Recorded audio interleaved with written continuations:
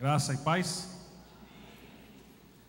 Estamos muito felizes, mais uma vez, estar junto com os irmãos.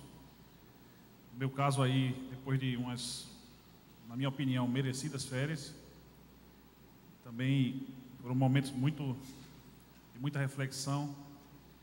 E estar com vocês hoje, depois de um casamento coletivo de ontem, que foi motivo de tanta alegria. Achei que muita gente deve ter visto aí pela internet. Alegra o meu coração. E essa música que a gente cantava ainda há pouco fala de um modo especial como Deus nos ama. E o irmão Jaime, ao fazer sua oração, ele fez uma menção a talvez pessoas que possam se encontrar no fundo do poço e que precisam de uma certeza maior sobre esse tipo de amor. Essa oração me lembrou uma história muito conhecida na igreja, de um pai que tinha um filho assim. Hoje nós vamos ver que, na verdade, ele tinha 2 filhos assim, no fundo do poço. Estou falando da parábola do filho pródigo, que muitas vezes as pessoas leem como se fosse um texto que fala apenas de um ser humano que estava no fundo do poço e voltou para o pai. Não é verdade. Não é isso que o texto nos ensina. Nós vamos meditar hoje em Lucas 15. Convido os irmãos a abrir as suas Bíblias.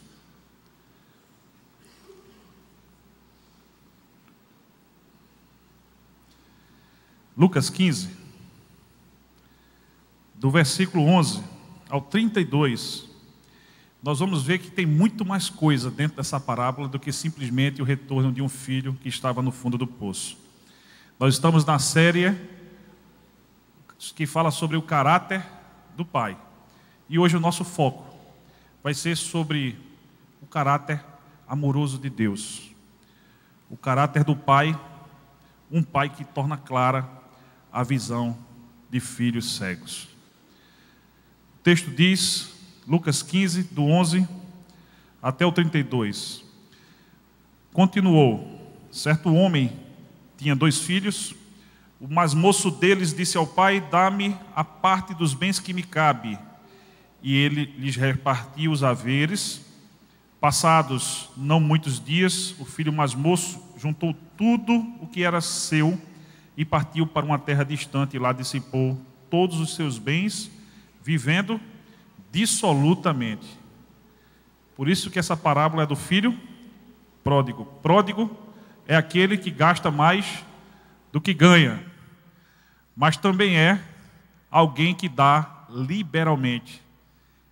Essa palavra também se aplica ao pai, ao Deus pródigo, que ama do modo como a gente acabou de cantar. E continuando, depois de ter consumido tudo, no versículo 14, sobreveio àquele país uma grande fome e ele começou a passar necessidade. Então, ele foi e se agregou a um dos cidadãos daquela terra. E este o mandou para os seus campos a guardar porcos. Ali desejava fartar-se das alfarrobas que os porcos comiam, mas ninguém dava-lhe nada. Então, caindo em si, disse: quantos trabalhadores de meu pai têm pão com fartura, e eu morro de fome? Levantar-me-ei e irei ter com o meu pai. E lhe direi: pai, pequei contra o céu e diante de ti, e já não sou digno de ser chamado teu filho. Trata-me como um dos teus trabalhadores. E levantando-se, foi para o seu pai. Vinha ele ainda longe, quando o pai avistou, e compadecido dele, correndo, o abraçou e beijou. E o filho lhe disse: pai, pequei contra o céu e diante de ti, já não sou digno de ser chamado teu filho. O pai, porém, disse aos seus servos: trazei depressa a melhor roupa, vestiu, ponde nele um anel no dedo e sandálias nos pés. Trazei também e matai o novilho cevado, comamos e regozijemo-nos, porque este meu filho estava morto e reviveu, estava perdido e foi achado. E começaram a alegrar-se. Ora, o filho mais velho estivera no campo, e quando voltava, ao aproximar-se da casa, ouviu a música e as danças. chamou um dos criados e perguntou-lhe o que era aquilo. E ele informou: veio teu irmão, e teu pai mandou matar o novilho cevado, porque o recuperou com saúde. E ele se indignou e não queria entrar. Saindo, porém, o pai procurava conciliá-lo. Mas ele respondeu a seu pai: há tantos anos que te sirvo, sem jamais transgredir uma ordem tua. Nunca me deste um cabrito sequer para alegrar-me com os meus amigos. Vindo, porém, este teu filho, que desperdiçou os teus bens com meretrizes, tu mandaste matar para ele o novilho cerrado. Então o pai respondeu: meu filho, tu sempre estás comigo. Tudo que é meu é teu. Entretanto, era preciso que nós nos alegrássemos, porque este teu irmão estava morto e reviveu. Estava perdido e foi achado. Vamos orar? Santo Deus, que o teu Santo Espírito, que é bem-vindo aqui, fale ao coração de cada um aqui presente, fale também às pessoas que participam desse culto pela internet, de um amor inexplicável, de um amor que abre os olhos de filhos cegos, que não reconhecem o teu amor, que não reconhecem a tua graça, de um amor de um pai que nos ama. Esse pai é o Senhor, que cada pessoa que participa desse culto e que está sendo alcançada por ele, possa meditar hoje sobre esse tipo de amor que requer decisão de vida para cada um de nós, em nome de Jesus. Amém. Essa parábola, muito conhecida como parábola do filho pródigo, ela poderia muito bem ser chamada a parábola do Deus pródigo. Aliás, Timothy Keller, pastor presbiteriano que escreveu sobre esse assunto, deu esse nome ao seu livro. Deus pródigo. Um Deus que ama de um modo tão incondicional que foi capaz de dar o seu filho para morrer em meu lugar. O mais interessante é que esse texto, quando a gente começa a fazer perguntas para esse texto, a primeira pergunta básica que qualquer estudioso, qualquer pessoa que se proponha a entender as Escrituras deve fazer, e essa é uma regra simples de hermenêutica, é perguntar para quem aquele texto foi escrito. Porque isso responde muita coisa sobre a mensagem central do texto. E nesse caso, a resposta para essa pergunta, ela está, pode conferir na sua Bíblia, até peço que você mantenha ela aberta, lá no início do capítulo 15 de Lucas. No início do capítulo 15 está escrito que aproximavam-se de Jesus todos os publicanos e pecadores para o ouvir. E murmuravam os fariseus e os escribas, dizendo: este recebe pecadores e come com eles. Essa parábola foi dita por Jesus para os fariseus e os escribas. Eles são os destinatários dessa mensagem. E a ênfase não é no retorno apenas do filho pródigo. A ênfase também não é no filho mais velho que ficou, aparentemente fazendo tudo que agradava ao pai, mas com o coração totalmente distante do pai. Esse tipo de filho eram os fariseus e os escribas, que muitas vezes estão muito mais próximos de nós do que a gente imagina. Essa parábola, o foco dela é o amor incondicional de um pai, que não faz distinção de pessoas e que deseja que todos os seus filhos entrem e participem do banquete que ele tem para oferecer. Esse texto, ele poderia ser dividido em duas partes, em dois atos. Se fosse uma peça, seria em dois atos. O primeiro ato seria justamente a odisseia do filho pródigo. E o segundo ato seria a conversa daquele pai amoroso com o filho mais velho. 3 personagens em que o pai representa Deus, que tem por nós um amor semelhante ao amor descrito daquele pai, daquela parábola. Isso faz parte do seu caráter, da sua constituição. Esse amor não muda e é incondicional. E 2 tipos de filhos.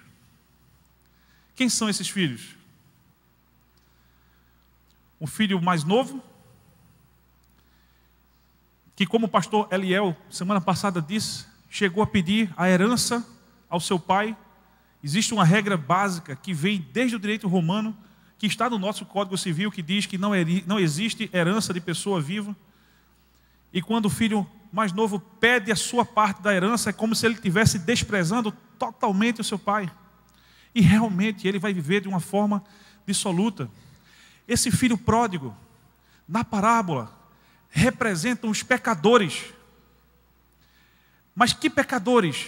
Aqueles pecadores que eram as prostitutas, que eram os cobradores de impostos, os publicanos, que eram pessoas de má fama, marginalizadas socialmente, pessoas distantes de Deus, pessoas que aos montes, durante o ministério de Cristo, ouviam Jesus falar e se juntavam para ouvir o que é que Jesus tinha para dizer. Ficavam maravilhados, se sentiam incluídos. E o texto nos diz que Jesus sentava para comer com eles.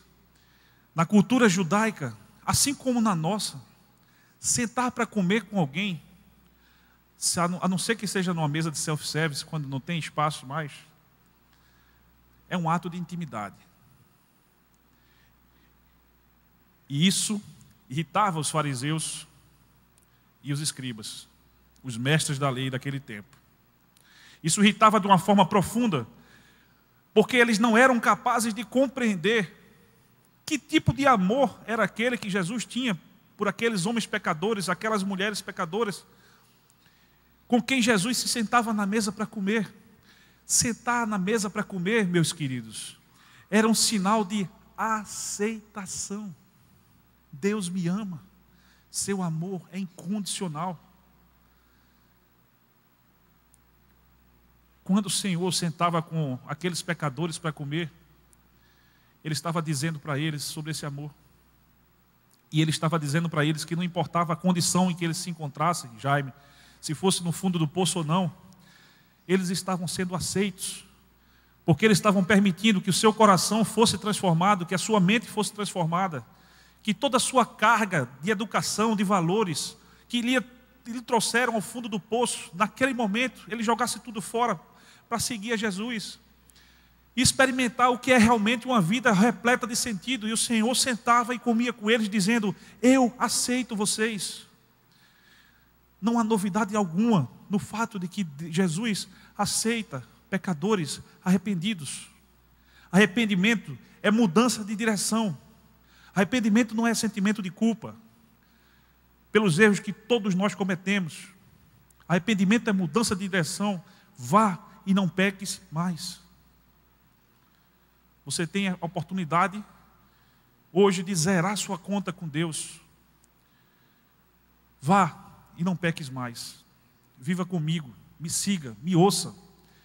E aqueles pecadores, curiosamente, eram justamente os que seguiam Jesus.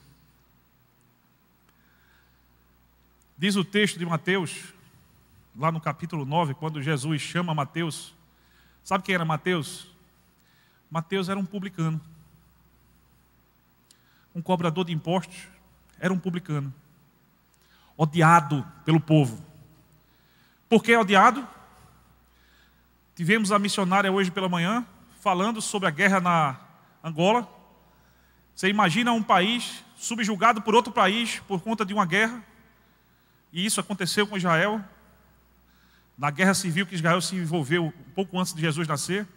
Roma chega, toma conta do pedaço, subjuga Israel, e Israel odiava Roma. Roma representava um retrocesso em tudo que Israel havia sonhado de ser, um país glorioso, como foi nos tempos de Salomão, nos tempos de Davi. Agora quem mandava no pedaço era Roma. E sabe o que é que fazia? Um cobrador de imposto, meu irmão, minha irmã. Literalmente, ele entregava o ouro ao bandido. Mas de que forma ele entregava o ouro ao bandido? Tomando dos seus irmãos israelitas e entregando para o inimigo. Muitas vezes tomando à força. Muitas vezes cobrando mais do que o que era devido. E o povo odiava o publicano por isso. O publicano era tido como um inimigo público. Mateus era um deles. Outro, Zaqueu. E quando Mateus é chamado pelo Senhor Jesus, ele faz uma ceia, e os fariseus e os escribas ali estão censurando Jesus porque ele comia com publicanos. E o que é que Jesus diz? Eu não vim para os sãos, porque eles não precisam de médico. Eu vim para os perdidos. Eu vim para os doentes. Ao ouvir isso, um fariseu poderia até se questionar se Jesus não estava, em verdade, elogiando a sua religiosidade. Afinal de contas, sem perceber que se tratava de uma ironia, uma figura de linguagem, né? Eles haviam sido chamados de sãos. E era assim que eles se sentiam. Eles se sentiam tão bem espiritualmente. Por quê? Porque eram homens zelosos. Como o apóstolo Paulo era zeloso, ele mesmo dizia isso. Era um cara que estudava as Escrituras. Eram pessoas que cumpriam suas obrigações no templo, faziam sacrifícios no templo. Eram pessoas que entregavam seus dízimos na casa do Senhor. Eram pessoas que faziam orações longas, era um povo de oração. Mas o coração vazio. Esse é o retrato do filho mais velho da parábola. O filho mais velho era alguém que se achava bom. Era alguém que achava que cumpria todos os requisitos. Sabe qual é o critério do filho mais velho? Meritocracia. Meritocracia não combina com graça. O sistema de salvação que Jesus estava apresentando, Jesus estava ali edificando a sua igreja, não era meritocrático. Nós não temos mérito algum. Como era duro para um fariseu ouvir isso. Um homem tão religioso, tão dedicado, tão zeloso. Como foi duro para o filho mais velho perceber que o pai havia igualado no mesmo nível ele que havia ficado, que havia trabalhado como se fosse um escravo, e ele se sentia assim, um escravo do pai, porque trabalhou tantos anos, mas na primeira oportunidade que teve, ele abriu a tampa da chaleira, fervendo, para descarregar no coração do pai toda a sua mágoa, toda a sua insatisfação por ter servido aquele pai tão diligentemente durante tantos anos e ter sido tratado igual ao filho mais novo. E Jesus, quando ele fala dessa parábola, ele fala exatamente em resposta ao questionamento que os fariseus e os escribas faziam sobre o motivo pelo qual Jesus comia com os pecadores. Jesus mostra para aqueles homens que se achavam autossuficientes que eles eram semelhantes ao filho mais velho. Pessoas que faziam muitas coisas, mas que o coração estava vazio. Como disse Deus na boca do profeta: esse povo me honra com os lábios, mas o seu coração está longe de mim. O coração daquele filho mais velho estava tão longe, que aquele filho mais velho não foi capaz de se compadecer da situação do irmão mais novo. Não foi capaz de se compadecer. Muito pelo contrário, ele se sentiu injustiçado. Ele se sentiu afrontado. Ele se sentiu desmerecido. Talvez a principal preocupação do filho mais velho era com o dinheiro. 1 Timóteo 6,10 diz: o amor ao dinheiro é a raiz de todos os males. E por conta da cobiça pelo dinheiro, muitos se perderam, se colocaram em situações, parafraseando, de muitos apuros. O filho mais novo havia torrado metade da herança, só sobrava a outra metade. E agora ele volta para casa como filhinho do papai. O que é que vai acontecer de novo? Ele vai ter que dividir a herança de novo, porque ele voltou a ser filho. Ele não acha justo. Ele não havia pedido ao pai absolutamente nada, só havia trabalhado. Quem sabe se aquele campo não fosse uma igreja, se ele não estava participando de todos os ministérios da igreja, participando das viagens missionárias. Temos uma tão próxima, é importante que a gente participe de todas as atividades, do retiro de casais, de tudo, do retiro do Renove. São iniciativas como o casamento coletivo de ontem, que Deus ilumina a igreja a tomar, justamente em benefício do próximo. Não tem nada de errado de fazer essas coisas, muito pelo contrário. Errado é não apoiar, porque nós somos um corpo. Errado é a gente não se envolver, porque Deus não chamou a gente para ficar sentado no banco da igreja, meu irmão, minha irmã. Deus chamou a gente para fazer diferença, para ser sal e luz numa geração corrupta e perversa.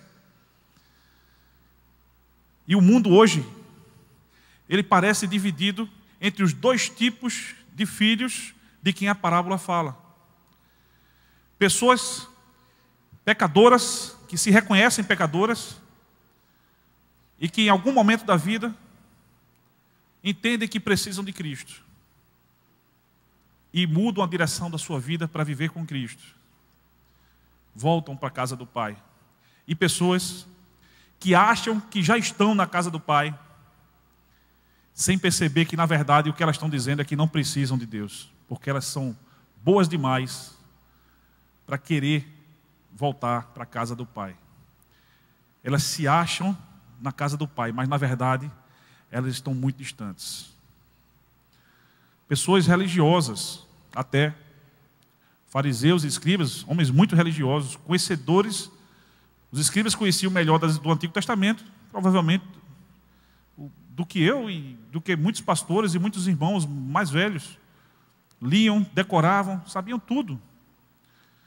Mas haviam esquecido os preceitos mais importantes da lei. Aqui Jesus se refere em Mateus 23. Quais são? A justiça, a misericórdia e a fé. Haviam esquecido. Não adiantou nada. Segundo os critérios de Deus, que não são meritocráticos, eles precisavam entender que estavam fora do banquete.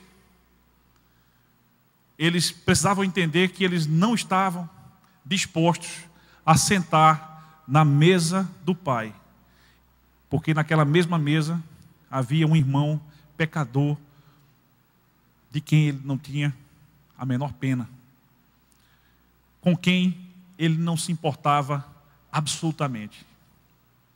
Muito pelo contrário, ele se sentia ofendido de sentar na mesma mesa que ele. Que tristeza para um pai. Que tristeza. É interessante como tem dias na nossa vida que são dias de tanta alegria, e às vezes vem alguma coisa e estraga um pouco, né? Aquele dia foi um dia de tanta alegria para o pai, né? Talvez fosse para ele semelhante à alegria de um dia dos pais. Melhor presente, ver um filho perdido voltar para casa. E o pai ficou tão alegre que ele não deixa o filho mais novo falar muito. Ele tinha pensado em falar muitas coisas para o pai. Ele tinha pensado em pedir ao pai para ser tratado como um escravo, como um serviçal, porque ele não se julgava mais digno de ser filho. Que bom que ele não se julgava digno de ser filho, porque filho, Deus só gerou um. João 3,16 diz que Deus amou o mundo de tal maneira que deu seu único filho, para que todo aquele que nele crê não pereça, mas tenha vida eterna. Mas o João, ele nos diz que nós, pela fé em Cristo, recebemos o privilégio de sermos feitos filhos de Deus, filhos adotivos. Não há um amor como esse. Adotar um filho que você não gerou e cuidar dele, como os filhos que você tem em casa. Que tipo de amor aquele pai havia devotado para os seus filhos? A verdade é que aquele dia dos pais, uma metáfora, né? Apenas. Aquele dia foi interrompido pela ingratidão do filho mais velho. O filho mais velho afronta o pai. O filho mais velho se indigna. O filho mais velho questiona. Eu trabalhei contigo todo esse tempo e o Senhor nunca me deu nada para que eu pudesse me esbaldar com meus amigos, fazer uma festa com meus amigos. E agora chega esse aí e o Senhor manda matar o novilho cevado. Quando eles tiveram essa conversa, meus irmãos, o filho que ficou, o filho mais velho, que se julgava bom, ele estava do lado de fora da festa. Ele se recusava a entrar na festa. E o pai instava que ele entrasse. O pai chamava ele para participar do banquete. Meu filho, venha para dentro, meu filho. Não faça isso. Meu filho, olha bem o que é que você está fazendo. Olha o modo como você está pensando, meu filho. Você não é capaz de ter misericórdia do seu irmão, sangue do seu sangue. Venha para dentro, venha comer com a gente. E aquele filho, o texto não diz como é que aquela história termina. E nem precisava terminar, porque o propósito da parábola era Jesus, primeiro, explicar, responder a homens religiosos que se achavam bons o suficiente, que não percebiam que estavam distantes de Deus, a razão pela qual ele sentava para comer com pecadores, como os publicanos, como as prostitutas, por amor. Amor incondicional. Amor de pai. Amor constituinte do caráter do único Pai perfeito, que sempre houve e jamais existirá igual, nosso Senhor. Também com isso ele estava dizendo para aqueles homens religiosos que, na verdade, eles estavam distantes de Deus. Eles estavam muito mais distantes de Deus do que eles supunham. Eles se recusavam a entrar e participar do banquete. Então nós vimos que essa parábola é uma parábola sobre o caráter do pai. Pródigo, dotado de um amor, doado tão liberalmente, que não pode ser compreendido. A pergunta que eu faço hoje para você: em que classe dos dois filhos você se encontra? Será que você é daqueles que está precisando hoje se reconhecer igual a um publicano? Igual a uma prostituta? E entender que os erros daquelas pessoas não são piores nem melhores do que os seus? E arranjar a sua vida e voltar para Deus, sabendo que antes que você termine de falar a sua oração de confissão, o Pai vai ao seu encontro e vai lhe abraçar, e vai pôr um anel no seu dedo, sinal de pertencimento a uma família, e vai trocar as suas roupas, que simboliza a purificação dos seus pecados, e vai colocar os seus chinelos nos seus pés descalços e sujos, simbolizando a segurança que vem de uma vida centrada no Evangelho. Ou será que você se sente suficientemente bom no seu sistema religioso, que você acha que não precisa de Jesus, e que você não entende que apenas Ele é o caminho, a verdade e a vida, e você não entende que Ele é o único intermediário entre Deus e os homens, e você não entende que Ele aponta para Deus de uma forma tão clara, que é seguindo a Ele que você vai poder encontrar com esse Deus e ser recebido por um Pai que tem um amor dessa natureza. Apocalipse, no capítulo 19, no versículo 9, nos fala de uma ceia, nos fala de um banquete. Um banquete prometido por Deus para todo aquele que quer se encontre na condição do filho que foi e voltou, quer se encontre na posição do filho que acha que está dentro sem nunca ter estado, mas que entende que precisa de Jesus e precisa entender melhor esse amor e se entrega a esse amor. Há uma promessa no versículo 9 do capítulo 19 de Apocalipse, e essa promessa está escrita no seguinte texto: então me falou o anjo, escreve, bem-aventurados aqueles que são chamados à ceia das bodas do Cordeiro. E acrescentou, são estas as verdadeiras palavras de Deus. Ainda em Apocalipse, no capítulo 21, no versículo 7 e 8, completando essa promessa, o texto nos diz, o vencedor, aqui o texto nos fala de herança, o grande problema, né, entre os dois irmãos.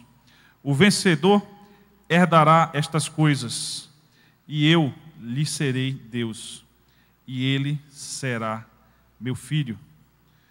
Quanto, porém, aos covardes, aos incrédulos, aos abomináveis, aos assassinos, aos impuros, aos feiticeiros, aos idólatras e a todos os mentirosos, a parte que lhes cabe será o fim no lago que arde com fogo e enxofre, a saber, a segunda morte, que significa a separação eterna do nosso Senhor.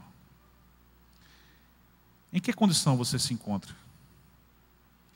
Baixe a sua cabeça nesse instante. Pode ser que Deus hoje tenha ministrado uma mensagem de arrependimento no seu coração. Pode ser que Deus hoje Ele tenha finalmente se feito entender no seu coração, e você hoje deseja talvez fazer como filho pródigo, talvez como filho mais velho, desta vez reconhecendo o quão distante você se encontra do Senhor, e você perceba que apesar de se achar bom, na verdade você não é, e você queira voltar para Deus. Oremos. Misericórdia, Deus,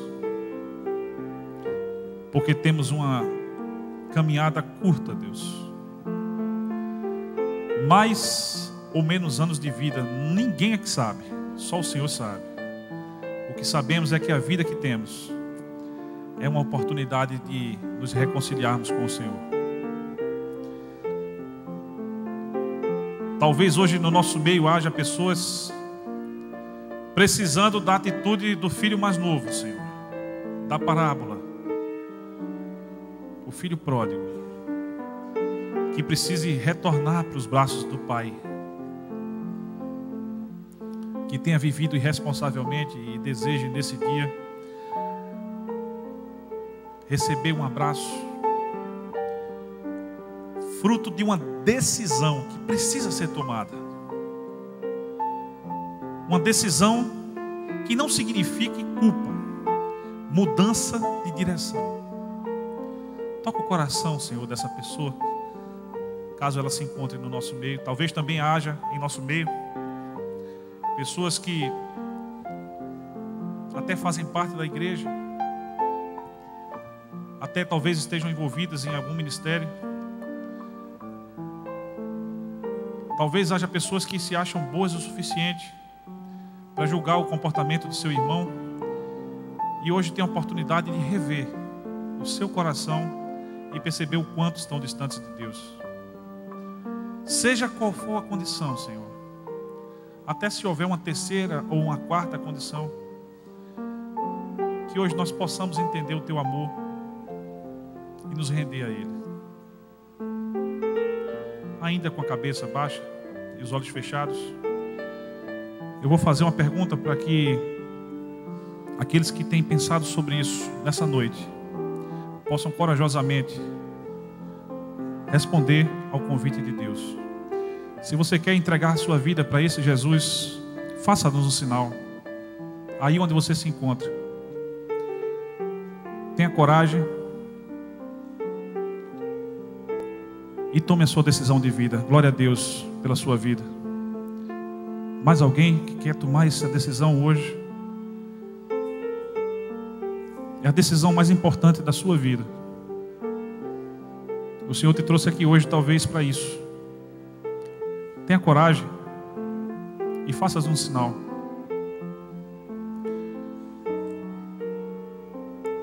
Eu não vou insistir, mas eu vou perguntar para aqueles que talvez se encontrem na posição do filho mais velho e hoje estejam precisando voltar para Deus. E você quer hoje tomar a sua decisão de voltar para o Senhor. Faça-nos um sinal. Aí onde você se encontra. Eu quero voltar para o Senhor hoje. Eu quero corrigir a minha vida. Eu quero caminhar com Deus, porque eu tenho percebido que na verdade eu estou distante dele. Tem alguém no nosso meio que quer tomar essa decisão? Eu vou convidar a nossa irmã que levantou a mão a vir aqui à frente. A senhora pode vir aqui, por gentileza? Pode abrir os olhos, irmãos. Graças a Deus, porque houve salvação nessa casa.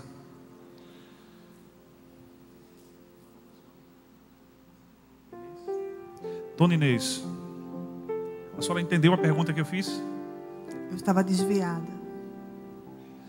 Está voltando para o Senhor? Vamos orar por ela?